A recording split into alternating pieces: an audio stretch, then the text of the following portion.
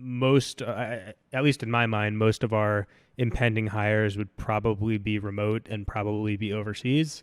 And so I've just been thinking about the things that I think would be conducive to being done remotely. And I also like to kind of start with like what I know when it comes to hiring something out. I have a much easier time doing that with something that I know fairly well and understand, so that I can teach someone and so that I know what the expectation should be, as opposed to something that I know very little about. So I think this is a big change in our philosophy and our mindset from 2019 in two ways. I think in 2019, we were of the mindset of trying to bring everything that we could in-house. Mm-hmm. And in-house for us meant full-time employees that were physically located kind of where we were working. That was what we were, we had 2 full-time employees that were physically near us. And then we had those construction people that we mentioned.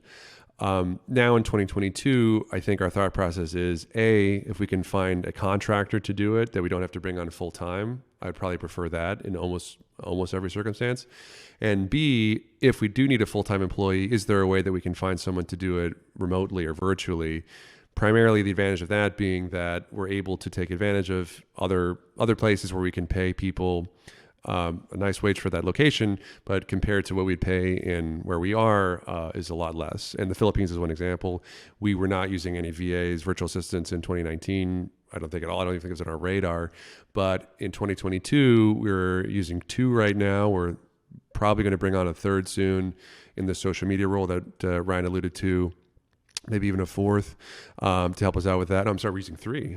We have our bookkeeper, So we're using 3 currently. We might bring on a 4th or even a 5th to kind of help us with that. And those, and we've actually been through several VAs kind of in finding our current VAs. And that has been, I think, those 2 changes. So like in-house full-time versus contracting. And then when we do in-house full-time, let's do it kind of at someone virtually, have been really huge to enable us to get to this point. I think you read books about kind of like whatever, what is like the 4-hour work week or something, like get 50 VAs to do everything in your life. And you kind of read and you're like, oh, like how could that ever work? But I think in, our experience is like, that is possible. Well, I think there's been a big lesson embedded in that. And that was at the beginning when we first conceived, like we had a VA, at least one VA prior to the 3 that we have right now. And I think one big lesson that we've had was it's very hard to find a good VA when you don't know what it is that you're looking for. And I think at the beginning, we kind of set out looking for someone who would just be a generalist or someone who'd be kind of a clone of us, but remote.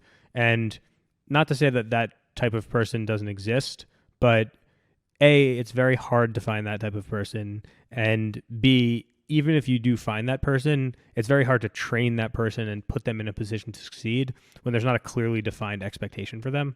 True. So I think as we've evolved, as we've matured a little bit as a company and frankly as human beings, I think we've understood, or I think we've gained a clearer understanding of how to segment things out into functions that are more manageable, more attainable to hire out. For example, hiring someone who is a bookkeeper, or hiring somebody who's going to focus on guest communications, or hiring someone who is an interior designer.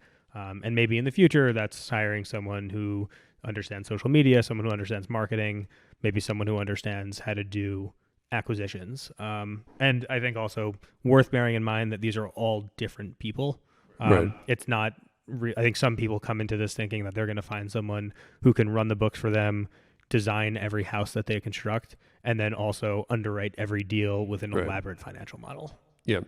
I think that that's a really great point. I think for me, it shows our, maturity in operating this business that we're able to kind of parse out these subtopics. And like, I think in 2019, we just wouldn't have like the clarity of vision to just even say that exactly. We might conceptually kind of understand that, but just had the clarity of saying like, here are the places where we could use help.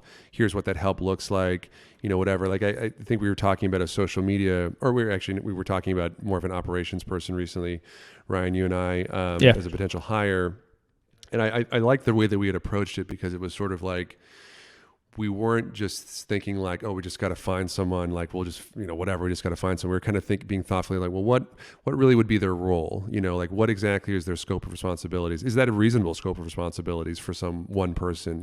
When would they work? What would be their qualifications? What would be, what kind of background might they what have? kind of can we afford them? Like what would be, what we need to pay them? Like approaching it from that perspective, which I think is what mature businesses do, is a lot different than I think our first hires, which are kind of like, we just need somebody to help us, like I need help. I think at the time when we first started, we were too overwhelmed with all that we had to do that we couldn't even segment out what it was that was overwhelming us or most overwhelming us. Don't forget to visit us at brickxbrickrealestate.com for free content to help you along your real estate journey and to follow along on our projects.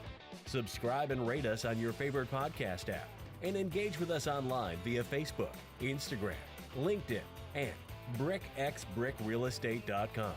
See you next time on the Brick by Brick podcast.